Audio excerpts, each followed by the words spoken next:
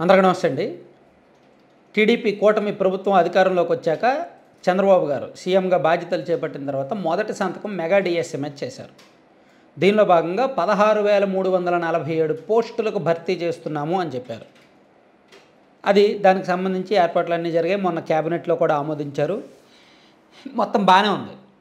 అయితే దీని మీద అభ్యర్థుల్లో, నిరుద్యోగుల్లో నిరుత్సాహం ఉంది. అంత పాజిటివ్ లేదు.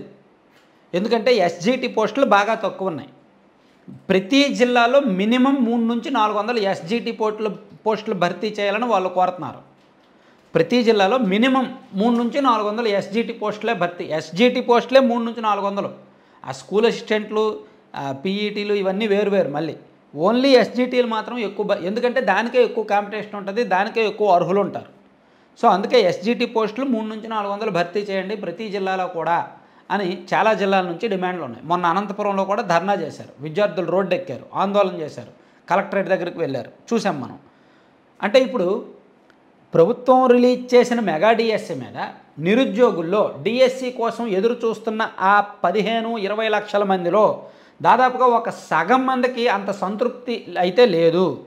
మిగిలిన వాళ్ళు సాటిస్ఫై అయ్యారు. సర్లే, గత ప్రభుత్వం మీద వీళ్ళు చాలా బెటరు, వాళ్ళైతే 5 ఏళ్ళు ఇవ్వలేదు, ఎన్నికలకు 2 నెలల ముందు 6,100 పోస్టులు ఇచ్చారు, కానీ ఈ ప్రభుత్వం అధికారంలోకి వచ్చిన వెంటనే 16,347 పోస్టులు తీశారు అంటే గొప్పే.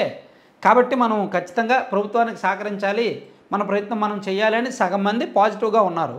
మిగిలిన వాళ్ళు మాత్రం లేదు, ఈ పోస్టులు సరిపోవు, ఎస్జిటీలు ఇన్ని కావాలి, మేము అది వస్తుందనే వీళ్ళు నమ్మి వీళ్ళకి ఓట్లు వేసాము అని మొదలు పెడుతున్నారు. సరే, ఏదైనా సరే మిశ్రమ స్పందన ఉంది, వ్యతిరేకత ఉంది, అనుకూలత ఉంది. సాధారణంగా ప్రతిపక్షం అంటే ఏం చేయాలి? ప్రభుత్వానికి ఎక్కడైతే వ్యతిరేకత ఉందో దాన్ని అందిపుచ్చుకొని ప్రజల్లోకి వెళ్ళాలి, పోరాటాలు చేయాలి కదా. సో ఇప్పుడు మెగా డిఎస్సీ మీద వ్యతిరేకత ఎవరిలో ఉందో వాళ్ళ ద్వారా వైసీపీ రాజకీయం చేయొచ్చు. కానీ వైసీపీ ఆ హక్కు కోల్పోయింది, ఆ అర్హత కోల్పోయింది. ఆ హక్కు లేదు, ఆ అర్హత లేదు. మెగా డిఎస్సీ కోసం వైఎస్ఆర్ కాంగ్రెస్ పార్టీ వాళ్ళు రోడ్డు ఎక్కారంటే టీడీపీ వాళ్ళే తంతారు వాళ్ళు అక్కడ. ఎందుకంటే గత 5 ఏళ్ళు వీళ్ళు మెగా డిఎస్సీ అనే పదాన్ని సృష్టించిందే జగన్మోహన్ రెడ్డి గారు. ఆ పదాన్ని సృష్టించింది ఆయనే, ఆ పదాన్ని పరిచయం చేసింది ఆయనే, ఆ మాట హామీ ఇచ్చింది ఆయనే, ఆ మాట నెరవేర్చుకోలేనిది ఆయనే, నిరుద్యోగుల చేత దారుణమైన ఓటమి మూటగొట్టుకున్నది ఆయనే, జగన్మోహన్ రెడ్డి గారు, వైసీపీ పార్టీయే. సో ఇప్పుడు మెగా డిఎస్సీ అని హామీ ఇచ్చిన టీడీపీ కూటమి ఎంతో కొంత బెటర్. 16,347 పోస్టులు అంటే సమ్ బెటర్. మరి చావు కంటే గుడ్డి కంటే మెల్ల నయమంటారు కదా, ఆ టైప్ అనమాట. కొంతవరకు పర్వాలేదు, నిరుద్యోగులకు కొంత ఉపశమనమే. సో వీళ్ళు వచ్చి, వైసీపీ వాళ్ళు వచ్చి మెగా డిఎస్సీ అంటే 25,000 పోస్టులు ఇవ్వాలి, లేదా 22,000 పోస్టులు ఇవ్వాలి, లేదా 20,000 పోస్టులు ఇవ్వాలి అని అడగలేరు. అడిగే అర్హత కోల్పోయారు. పైగా నిన్న బొత్స సత్యనారాయణ గారు ఏమన్నారు తెలుసా? అసలు అన్ని పోస్టులు వీళ్ళు ఎలా ఇచ్చారో అర్థం కావట్లేదు అన్నారు. అంటే ఏంటన్నమాట? అన్ని పోస్టులు కూడా ఇవ్వకూడదు, అన్ని పోస్టులు కూడా లేవు, ఖాళీ లేవు, మరి వీళ్ళు ఎలా ఇచ్చేసారో అన్ని పోస్టులు అంటున్నారు. ఇక్కడ ప్రజల్లో చూస్తే, నిరుద్యోగుల్లో చూస్తే ఆ పోస్టులు తక్కువ అని ఉంది. కానీ వైసీపీ ఏమో ఆ పోస్టులే ఎక్కువ, అన్ని ఇవ్వడానికి అవకాశం లేదు అంటుంది. అర్థమైంది కదా?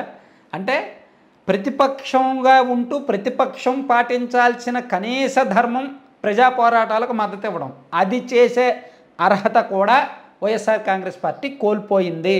నిన్న బొత్స సత్యనారాయణ గారి మాటలతో చాలా స్పష్టంగా ఆ విషయం అర్థమయ్యింది. సో ఇప్పుడు వైసీపీ వాళ్ళు ఈ మెగా డిఎస్సీ విషయంలో ఒక్క మాట కూడా మాట్లాడారు. అసలు రోడ్ల మీదకు రారు. రోడ్డు మీదకి వచ్చినా జనం ఊరుకోరు, మాట్లాడినా జనం ఊరుకోరు.